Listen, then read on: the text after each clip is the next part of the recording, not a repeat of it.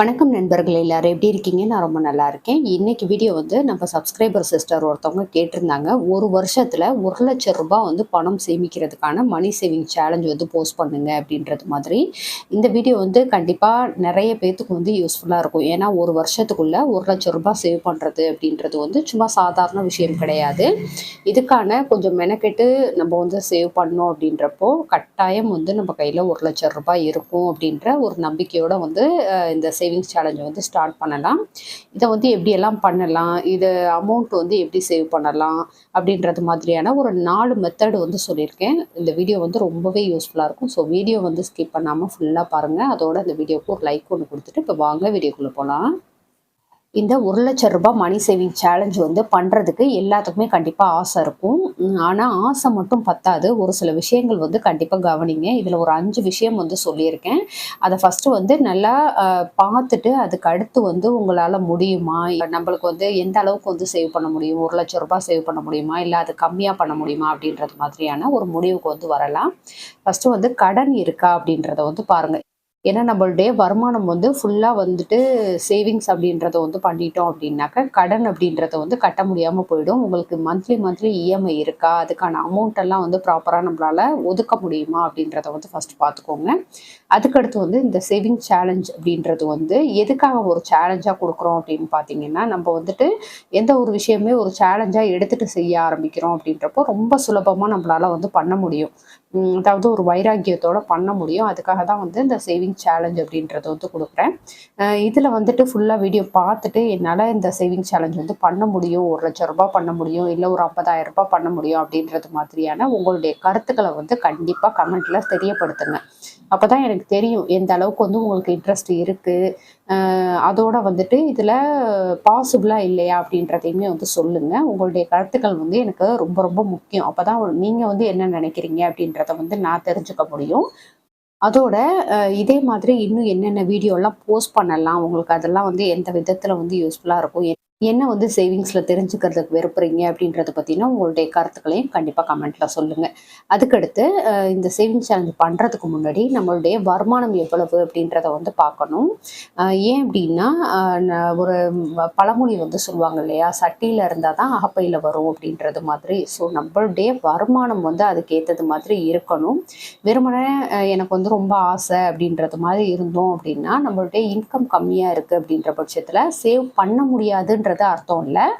கண்டிப்பாக பண்ணலாம். ஆனால் அந்த ரூ. 1,00,000 அப்படின்றத வந்து கொஞ்சம் குறைச்சிக்கிட்டு ஒரு 50,000, 25,000 அந்த மாதிரி ஒரு லெவலில் வந்து சேவ் பண்ணுறதுக்கு ட்ரை பண்ணுங்கள். ஆனால் எக்காரணத்தை முன்னிட்டும் வருமானத்தை வந்து ஒரு காரணமாக காட்டி என்னால் சேவிங்ஸ் பண்ண முடியாதுன்ற ஒரு மைண்ட் செட்டுக்கு வந்து எப்பயுமே வராதிங்க.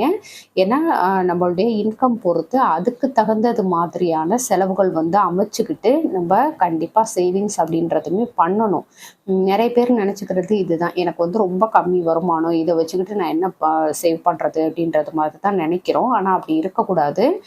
நமக்கு அந்த விரலுக்கேற்ற வீக்கம் சொல்லுவாங்க இல்லையா, நம்ம எந்த அளவுக்கு இன்கம் இருக்கோ அதுக்குள்ளே நம்மளுடைய தேவைகள் ஓரளவுக்கு செஞ்சுட்டு அதுலேயுமே வந்து ஒரு ரூ. 100 எடுத்து வைக்கணும் அப்படின்றது தான் வந்து சேவிங்ஸ். அதை வந்து கண்டிப்பாக பண்ணுங்க. யார் என்ன சொன்னாலும் என்னால் முடியாது, இதெல்லாம் சாத்தியம் இல்லை, இதெல்லாம் நடக்காது அப்படின்றது மாதிரியான மைண்ட் செட்டுக்கு எப்பயுமே வராதிங்க. என்னால் முடியும், ரூ. 500 சேவ் பண்ணுற இடத்துல ரூ. 50 நம்ம சேவ் பண்ணுவோம் அப்படின்றது மாதிரியான ஒரு மனநிலைக்கு வந்துட்டு உங்களால் முடிஞ்ச அளவுக்கு சேவ் பண்ண ஸ்டார்ட் பண்ணுங்கள்.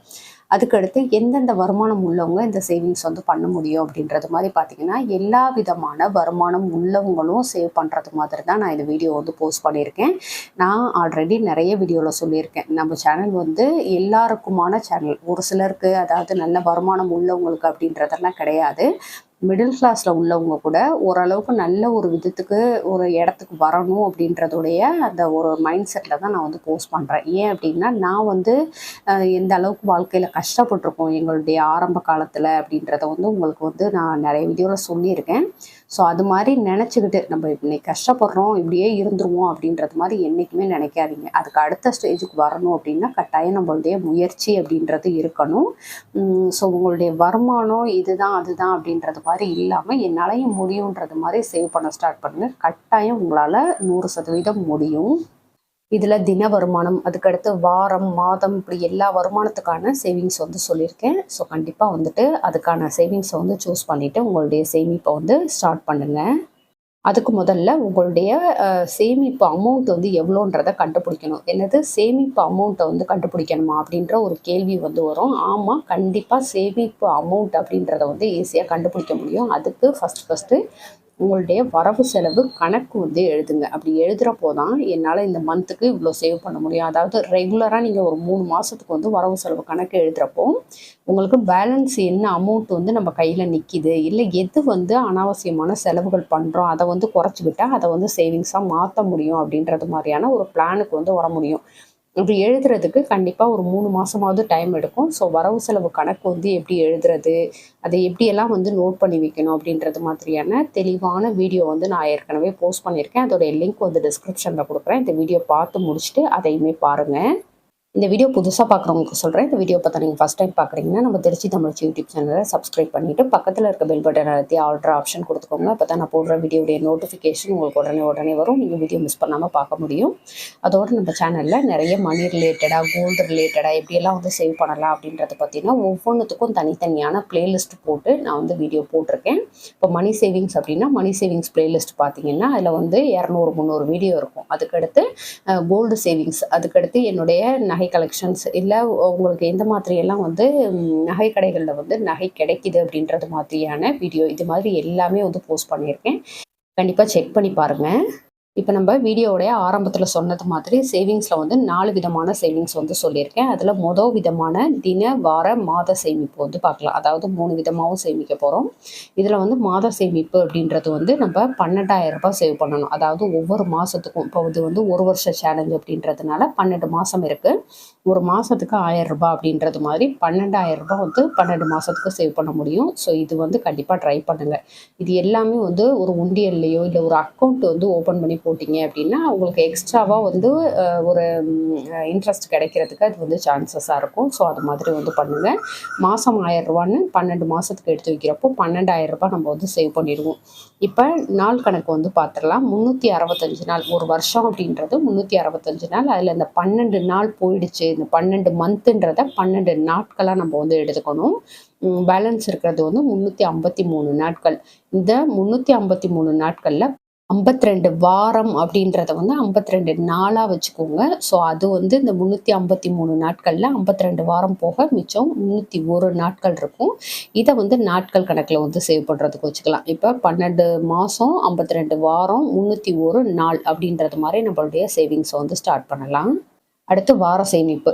இப்போ 1,00,000 ரூபாய் அப்படின்னு சொல்லியிருக்கோம் இல்லையா, அதில் வந்து நாள் சேமிப்பு போக வாரத்துக்கு மட்டும் நீங்கள் கணக்கு வச்சுக்கோங்க. இப்போ நான் சொல்கிறதுல ஃபஸ்ட்டு வந்து மாத சேமிப்பு 12,000 முடிச்சிட்டோம். அதுக்கடுத்து வார சேமிப்பில் மொத்தத்துக்கு 57,900 ரூபாய் வந்து சேவ் பண்ண போகிறோம். இதை எப்படி சேவ் பண்ணுறதுன்னு பார்த்தீங்கன்னா, ஒரு வாரத்துக்கு 1,114 ரூபாய் அப்படின்றது மாதிரி 52 வாரத்துக்கு எடுத்து வச்சோம்னா 57,928 ரூபாய் வந்து நம்மளால் சேவ் பண்ணியிருக்க முடியும். இதில் வந்து பைசா கணக்கு வர்றதுனால நான் ரவுண்ட் ஆஃபாக 14 ரூபாய் அப்படி, அதாவது 1,114 ரூபாய் அப்படின்றது மாதிரி சொல்லியிருக்கேன். ஸோ இது மாதிரி வந்து ஒவ்வொரு வாரத்துக்கும் எடுத்து வைக்கிறப்போ 52 வாரத்துக்குள்ளே நம்மளால் 57,928 ரூபாய் வந்து சேவ் பண்ணிட முடியும். இது வந்து வார கணக்கு அப்படின்றதுல வந்து இதை வச்சுக்கோங்க.